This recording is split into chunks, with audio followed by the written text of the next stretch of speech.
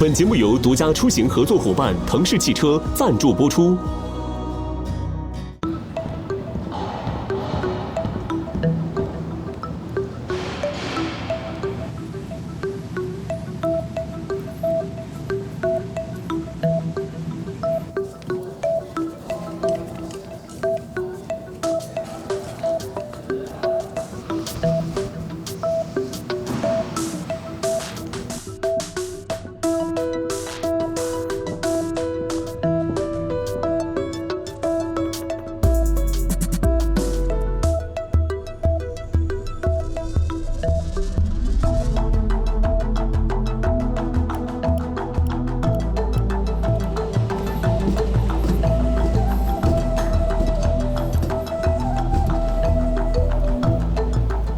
你好，站长。哎，大管你好。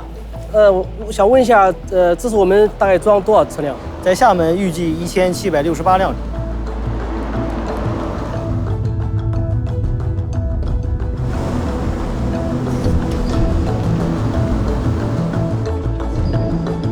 都是以比亚迪的品牌出口欧洲。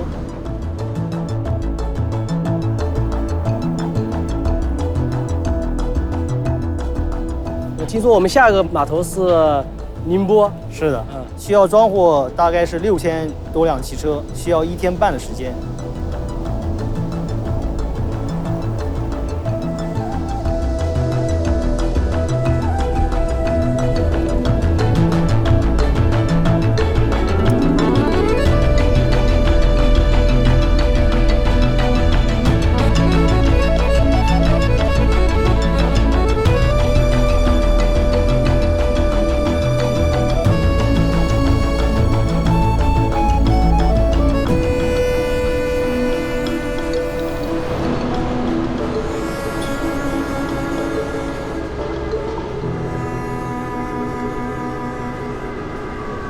This is a photograph from the satellite. Yes.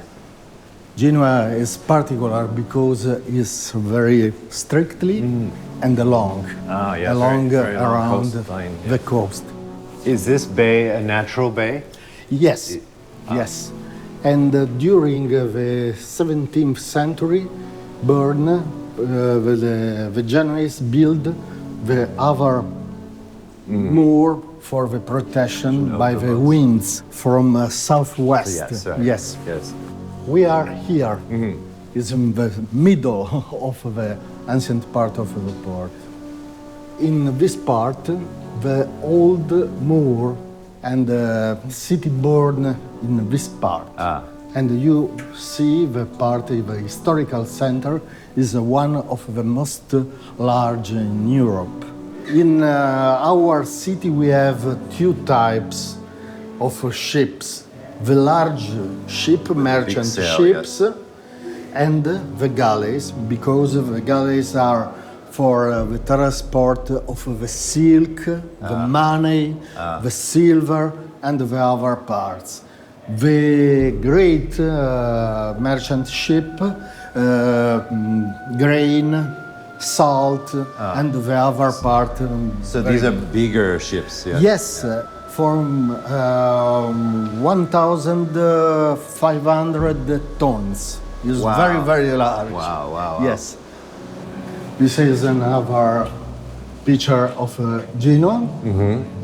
This is the lighthouse, and a fortress built by the French. And these are the French fleet against the Genoese fleet.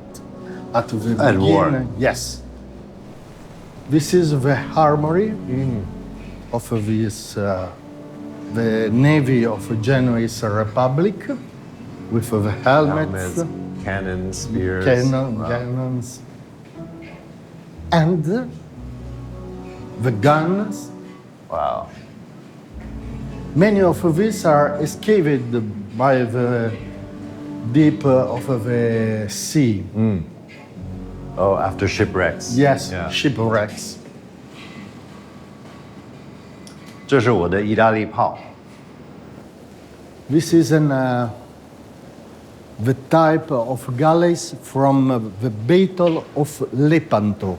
So these were merchant ships? No, Or warships? It's a mixed. Mixture, okay. A mix from war and merchant. Ah.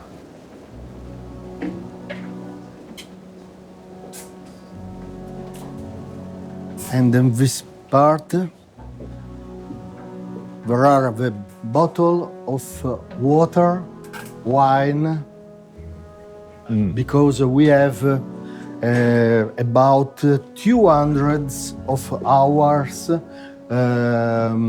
sailors and soldiers here. 200 200. on one boat? Yes. Wow. Slave and prisoner of war, and this part. The So- soldiers are in the front. So of they're the rowing. ship. Yes. Rowing the ship. Yes. And where do they sleep? Here. Oh, right here. Sleep here. Eat, sleep, work here, all one place. What They kind of cook. people are the slaves? Are they Slave. Italian or no? We have three types of owners. The first type are Muslim slaves, prisoner of war. The second type of this are prisoner because the jail are only for rich people in the Western, and the poor are here. Okay. And the third type are buona voglia, are workers. But also these persons are enchained. And these are a problem. Yeah, okay.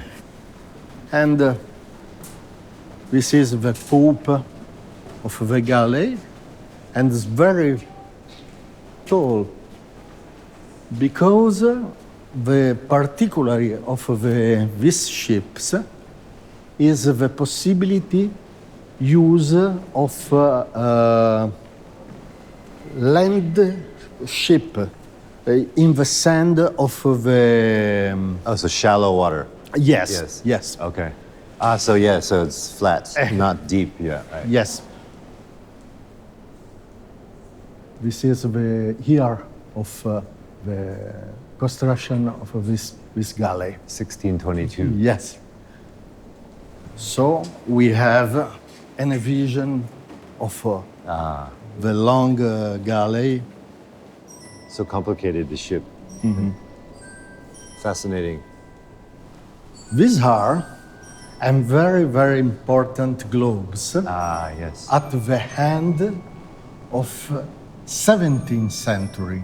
And is very interesting because we have the Pacific Sea. There is California. Oh, yes. Like an island. Yes, yes. Yes, not a peninsula, but island. And there is not the Australia because this is before They the discovered Cook. Australia, right? Yes. So what year is this map, maybe?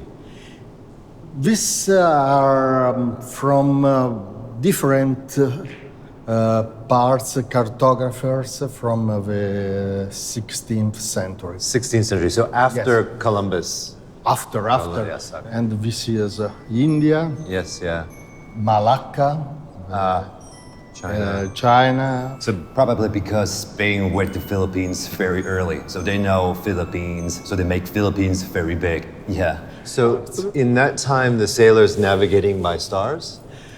How do they Yes, but the navigation from 13th century is from compass. navigate? From compass, okay. Compass and geographical maps. Now we explore a ship of the Genoese sailor in the 19th century. Listen. And here, the compass. So this is for navigation. Yes, Modern navigation, right? Yes, the master. So when did they start to use compass? Compass arrived in the Western in 12th, 13th century. And is very important because born the magnetism and the direction of north in China, was translated from the Arabs and arrived in Mediterranean. So the compass came from China, Yes. Middle East, and then... This is the most important connector from Mediterranean and China, I think. really? Okay. Yes, because after the use of the compass, the navigation was very different. Yes. Is the revolution of the navigation, the compass. There are also the other in the end of 17th, 18th century with the orologio, the time watch. Yes, the watch, because the watch of navigation is very important to make the position of the stars, and is the second revolution of the navigation. So it's very important. It's very important to this is maritime history. a legacy fundamental for the development of the Western. Yes. And the wheel room with a reconstruction, the compass. We see is the entry in the port of Genoa during this period.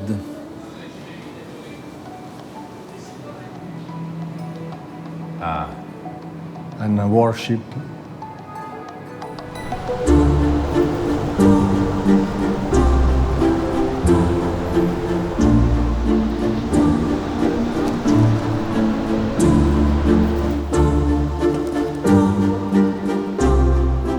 All right, so we're on the exterior of the building. We see this beautiful mural here. Who are these people represented here? And you can see under St. George killing the dragon. Yes. You have those 6 men. And starting from the left, you have Caffaro, which was the first analyst of the city, so the writer of the history of Genoa in the 13th century. And then you have Andrea Doria with his word, so the builder of the Republic, the great admiral. And then you have the first duke of the city, so Simon Boccanegra. And even Verdi dedicated a lyric to him. And then Guglielmo Embriaco, so the leader of the First Crusade, which has this grail in his hand.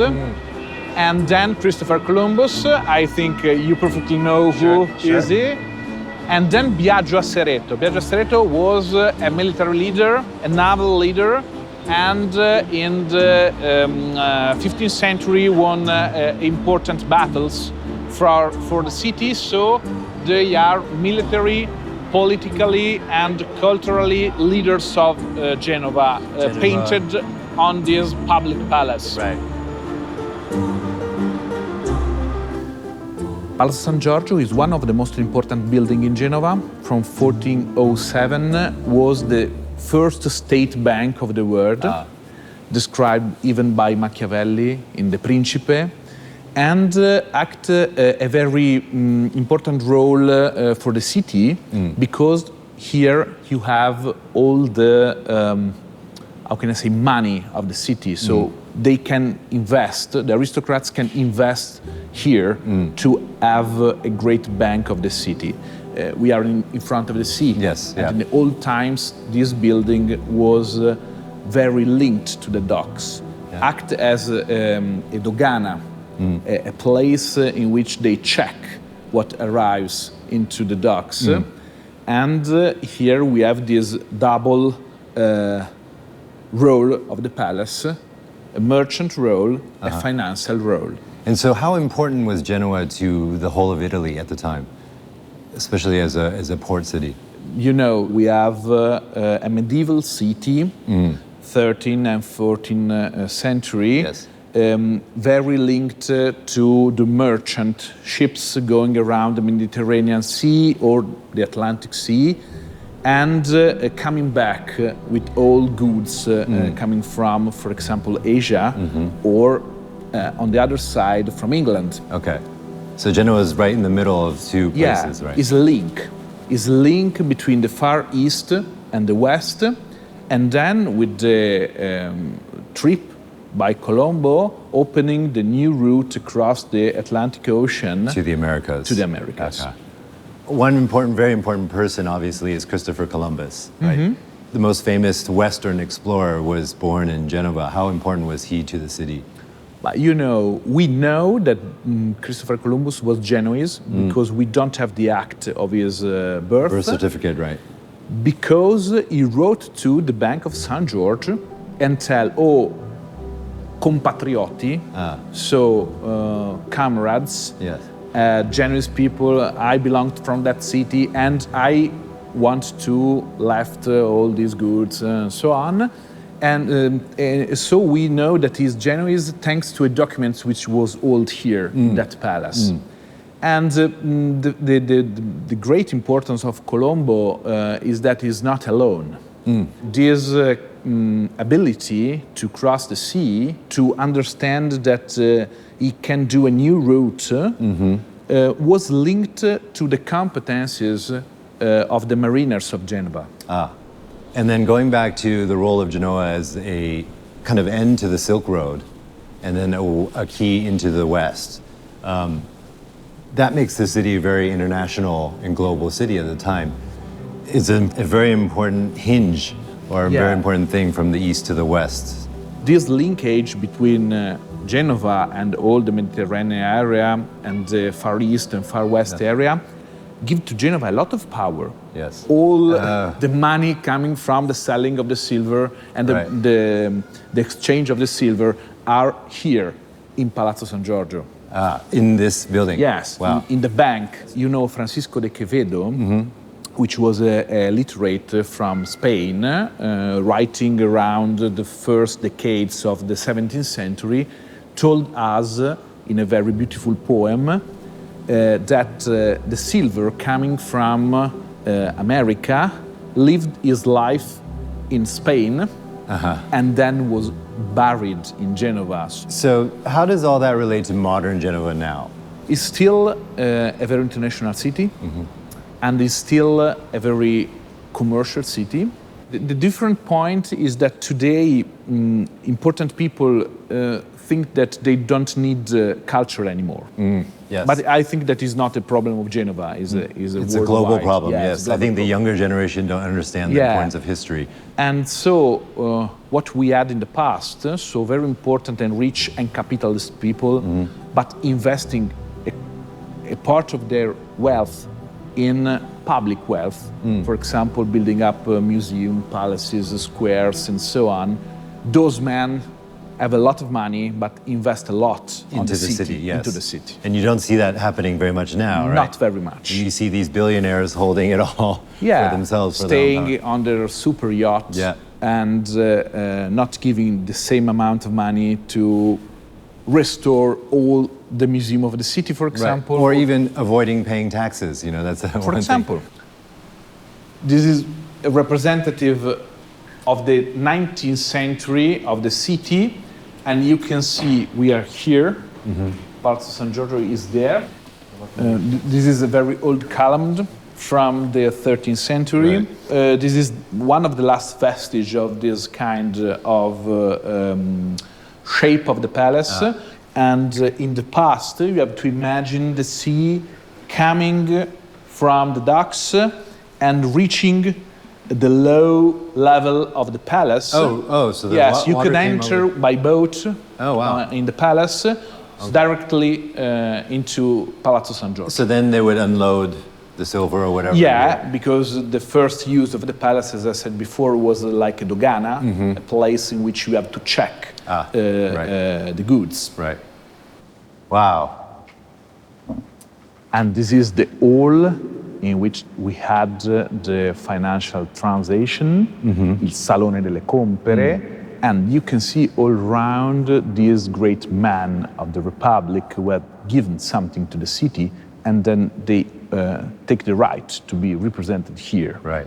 So you explain that to me, the rise of the city as a financial center, but also the art coming with it. Yeah, you know, arts were very used to symbolize the power, to give the idea of man very important, not only for the wealth, but even very known in culture. For example, Andrea Doria, which was one of the most important men in the 16th century, start to build up his villa near to the docks. Pupil of Raphael, Perin del Vaga, come here and paint for Andrea Doria. And the pupils of Michelangelo Buonarroti, Giovannangelo Montorsoli, Silvio Cosini, comes here and sculpted for his villas and for his tomb in St. Matthew Church.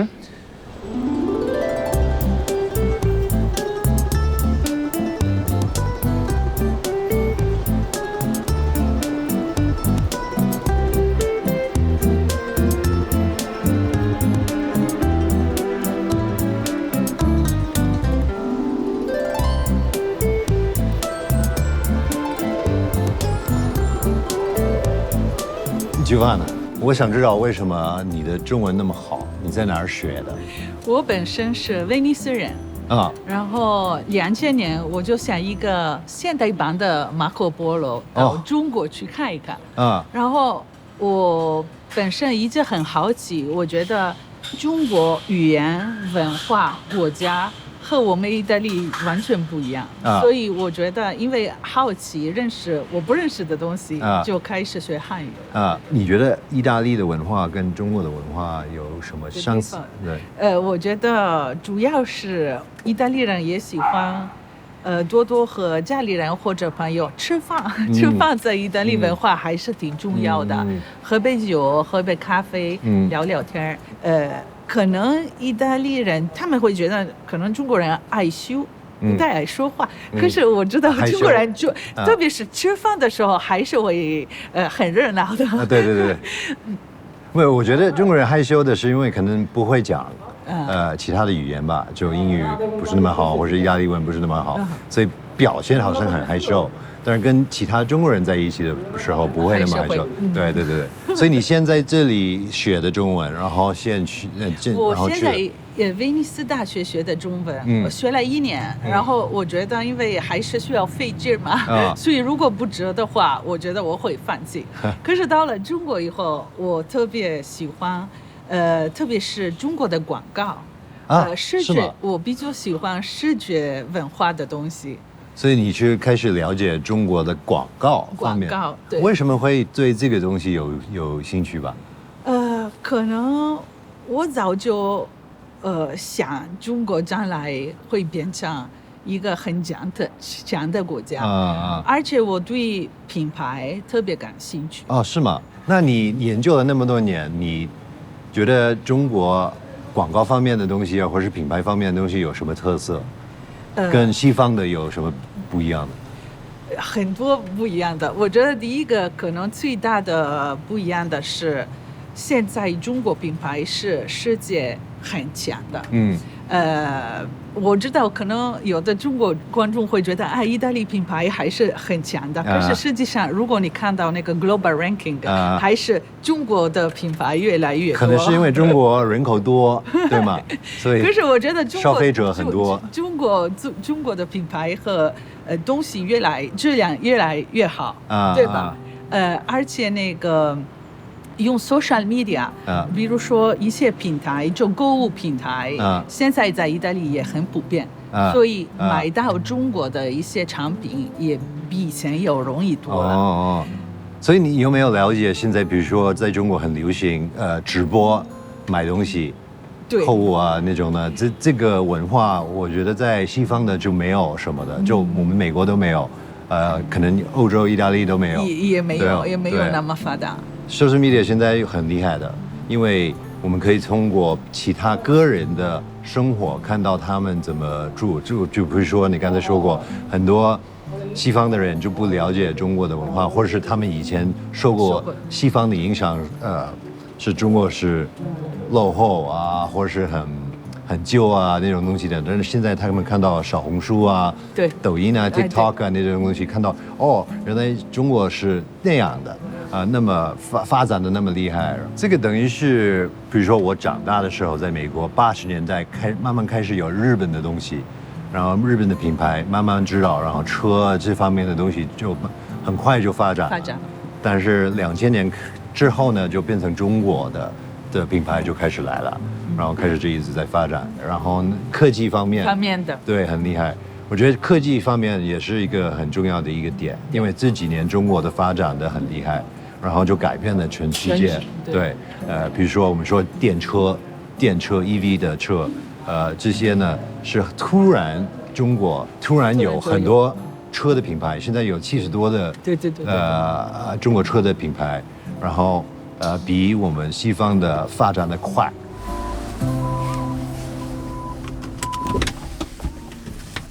这台车是腾势 D9，是在中国卖的最好的 MPV。那腾势是其中一个比亚迪的品牌，然后它有很多非常厉害的功能。你看，你要睡觉，你就可以自动的。然后还有一个功能，这个车很厉害 ，AI 的东西。所以，你好，腾势，左后请讲。打开天窗。好嘞，正在帮你打开天窗。我们到了，前边就到了。这就是电梯的入口。OK。然后我们要经过一个走廊，一个 small gallery。现在我们这个通道等于是在山里面，对吧？对。然后它这边挂的都是用板岩做的一些古老的东西。他们这边的房子经常也有这种材料，是黑色的，它可能是有点灰，像一个小的博物馆一样。谢谢。这个部分也很有意思，这是1890年的，就是 Art Nouveau 的那个风格。OK。对，这有点像，因为纽约有很多的 Art Nouveau 的。在电梯里面是吗？地铁站都有很多 Art Nouveau 的一些东西，所以有点像纽约的这种感觉。然后热那亚有比较多这样的电梯。这个本来它盖的是因为让人家可以回家方便，对，就不用走路，要不很累。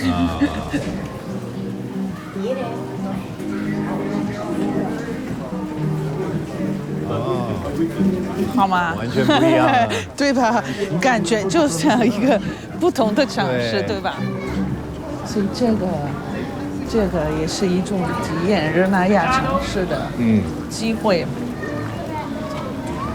哇，很美吧？这个，而且现在可以了解那些楼怎么回事啊？现在你可以感觉到热那亚是一个 dimensional city，对吧？有上有下，还有距离。我觉得从这边看，好像地方都很近，可是实话不是一种感觉。对。因为本身这个城市不是平的，它是有高度的。就有点像 mini 的重庆都是有高度的。这个港口还在用的。所以它主要是哪里的东西来这边的？是世界各地是世界各地的，世界各地的，还是意大利的最大的一个 port 吗？是的。OK。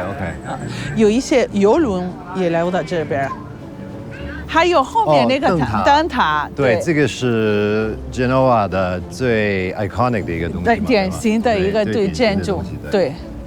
好像它还在用啊，对吗？因为昨天晚上我看到有灯，对。然后它过去是来自外地的船都得通过，好像是一个城市的大门，接待外地人。吉瓦纳老师送你一个礼物，这是你看，这个是腾势的 C9 GT， 多了解中国的车的品牌。谢谢你。对，那我会放在办公室，对，让我随身知道。谢谢你，Daniel。谢谢。我看了会想到你。谢谢。下次再见。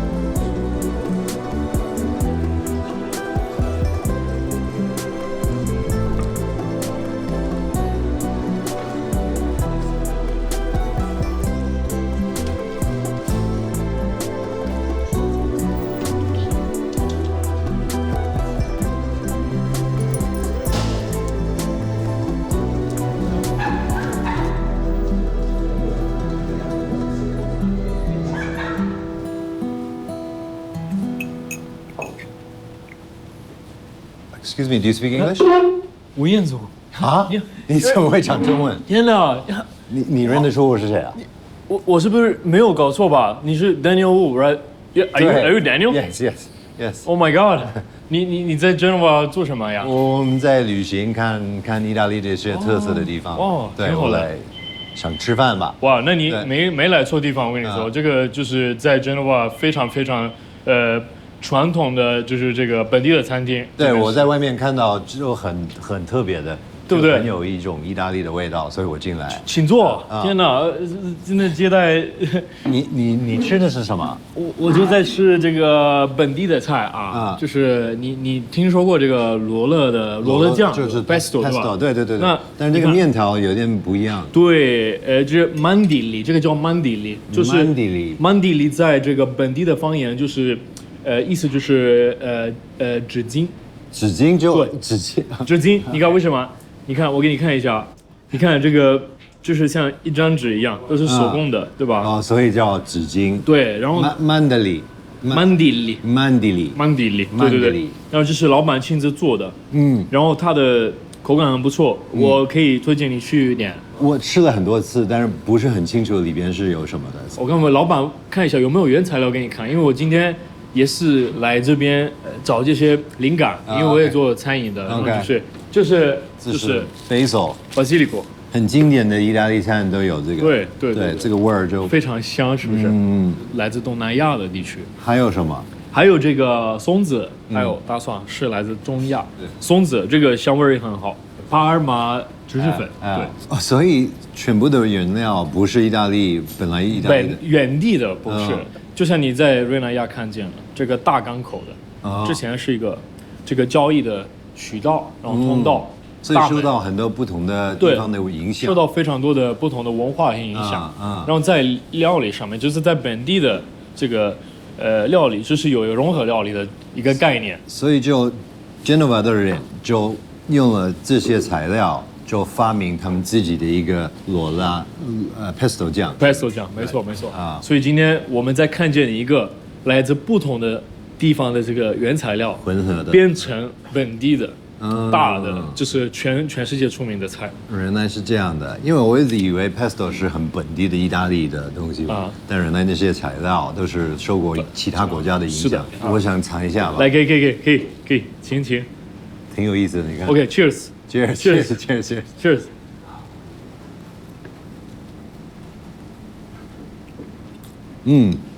跟其他的意大利的面条不一样的，是不是？对，就好像是你知道我们中国包馄饨，对，一片，是吧？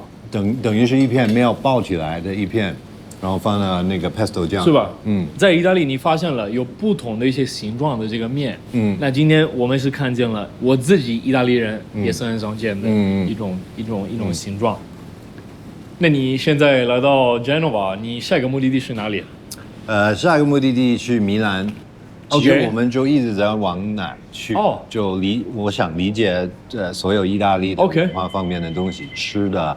艺术方面的、建筑方面的、设计方面的，所以想理解多一点意大利的文化，然后跟中国的文化有什么相似的地方？那我想问一下，就是您接受我跟您一起走吗？好啊，是吧？因为我自己一个人去找就比较困难吧，所以有一个人比较熟悉两方面的文化。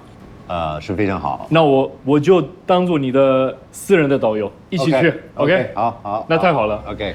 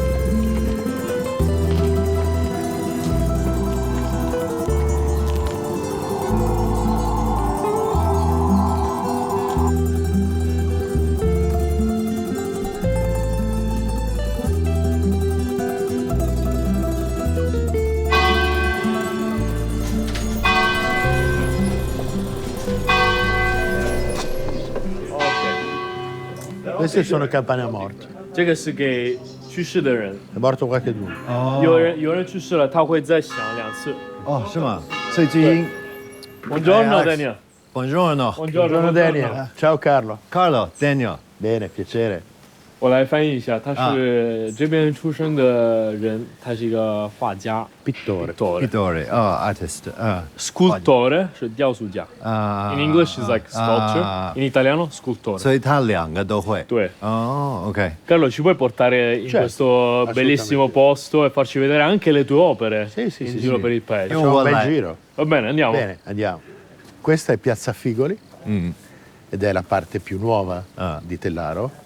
E ora piano piano andiamo nella parte antica, vecchia, proprio 1200 ed è molto affascinante. 所以这个地方比较新，然后我们走到这个位置比较久。 Questo è un posto, Tellaro è un posto sospeso, è un posto molto riflessivo. Qui nessuno ti viene a dar noia, no? E tu sei rilassato. 是不是因为这边没有那么多游客，那些不是那么忙，比较适合想躲或者是想休息那些人就来这边吗？ No, cioè è una condizione per forza, non c'è posto.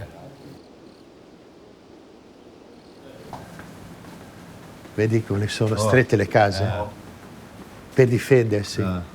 Qui si passavano anche il mangiare da finestra a finestra perché era molto vicine, no? 我很喜欢这种感觉，因为我们从黑到有光，到很窄，然后打开有海景，就有很多惊喜。我觉得。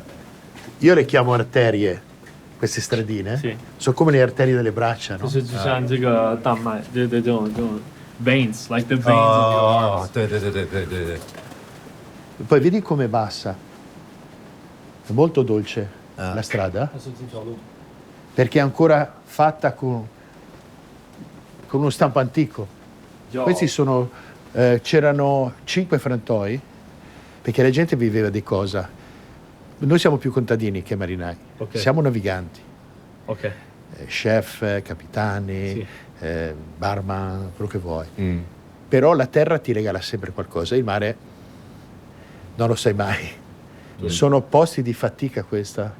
Quindi anche questo concepire le salite aiutava. Erano tutti uomini di fatica, cioè quindi l'olio pesa.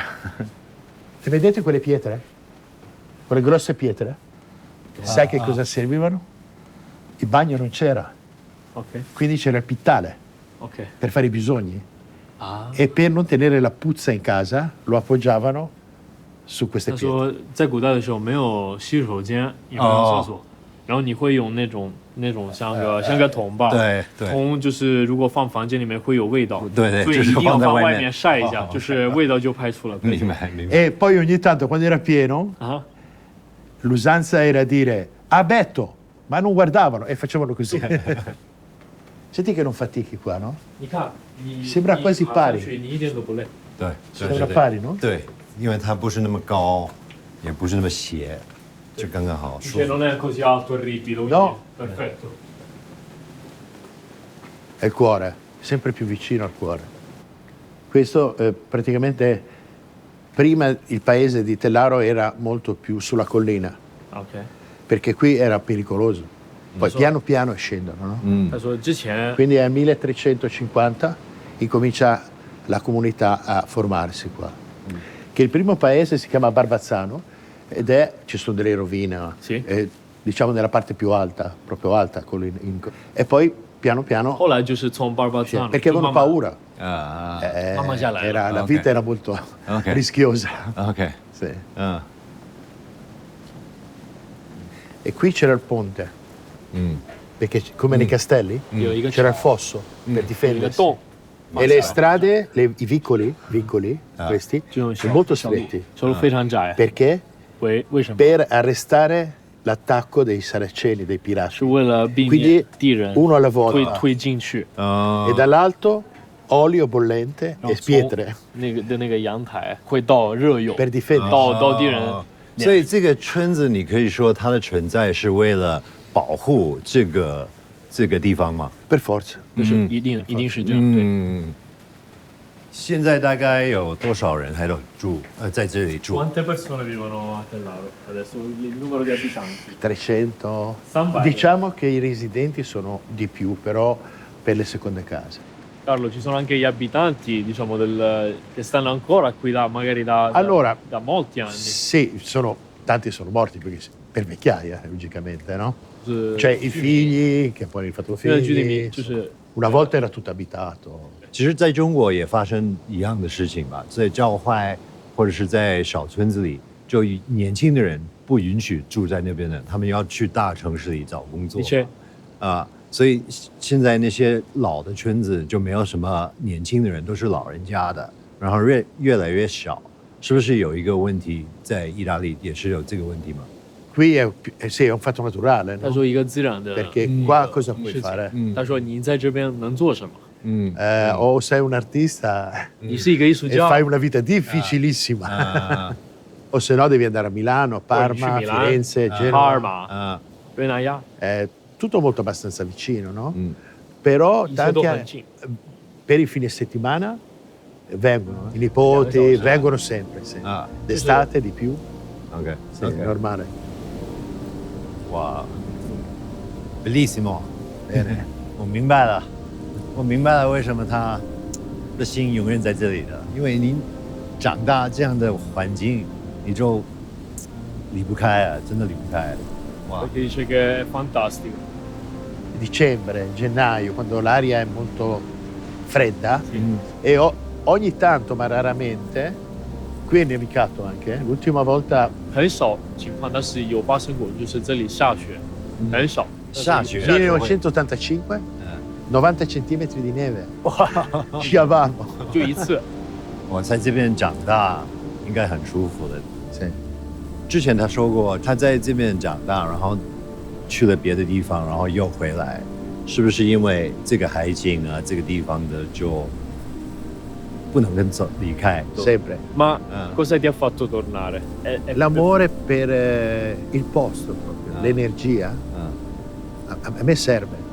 Serve per la testa. Perché il mio lavoro parte prima dalla testa, poi arriva alle mani. E questa situazione, poi io ho tanti odori e ricordi e mi coccolano queste cose, no? È una vita. Ho conosciuto tante persone e quando eravamo piccoli correvamo come dei matti. Un po' come tutti noi, no? Dove uno nasce e poi comunque ha un affetto particolare. Qui oltretutto è bellissimo. La bellezza si riempie gli occhi. 这很明显，他的心还在这儿。 Attenti qua, eh? Bisogna essere veloci, eh?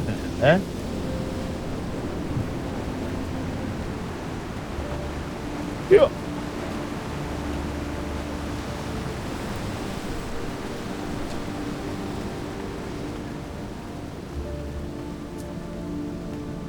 Eccola, vedi? Questa è la torre di cui parlavamo, che è la prima ubicazione. E qui c'è la leggenda del polpo.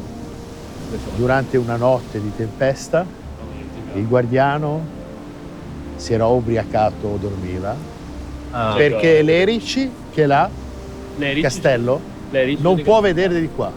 E quindi quando c'erano i saraceni, quindi questa corda che penzola con il vento, si racconta questa grossa piovra, prende la corda e comincia a tirare. Suonano le campane, salva il paese. 所以变成这个霸州语是代表这个小村的一个守护神，对，守护神。 È una leggenda. È una leggenda. Certo. È una leggenda. Legend. Per quello che noi abbiamo il simbolo, come simbolo il polpo. Adesso ti faccio vedere dove si diventa grandi, no? E qui è importante per i bambini saper subito nuotare, perché c'è subito l'acqua profonda. 他说这边很重要的就是必须要学会游泳。 Questa è una palestra naturale. Perché passi da lì, piano piano. 所以他游到那边，然后爬过去，对，就是游泳到那儿，然后上去，然后到那边，然后再跳进去啊。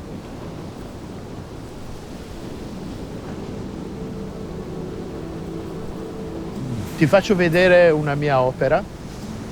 Un privato ha ristrutturato questa scala che è sopra di noi e mi ha chiesto di donare, avrebbe pagato lui, un'opera.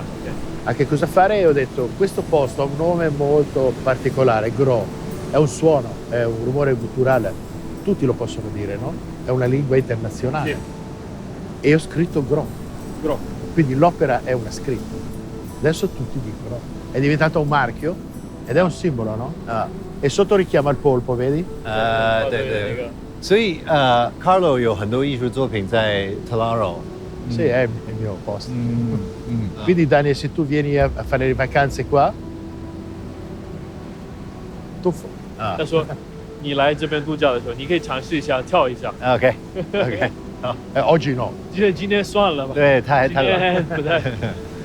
E qui il mare, quando è veramente grosso, per capire, tutto il gro viene coperto. E poi quando si spacca arriva, gli ultimi spruzzi arrivano lassù. Pazzesco, vibra tutto. Senti proprio la forza della natura. Anche queste pietre sono già state mosse più di una volta. Senti clo clo clo clo clo clo.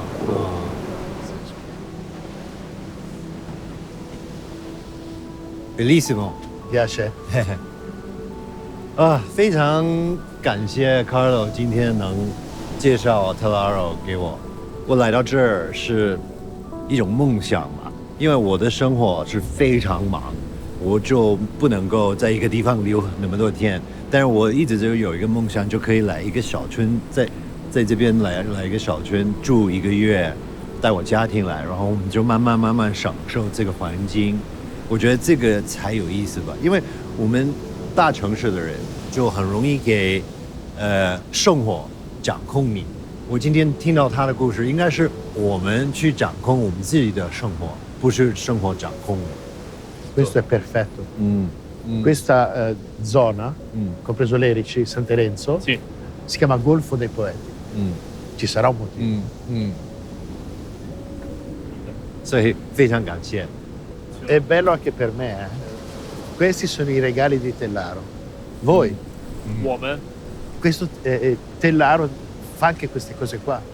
Fa incontrare persone completamente distanti, no? E questo per me è oro. Un ricordo, no? Grazie mille, grazie. Tellaro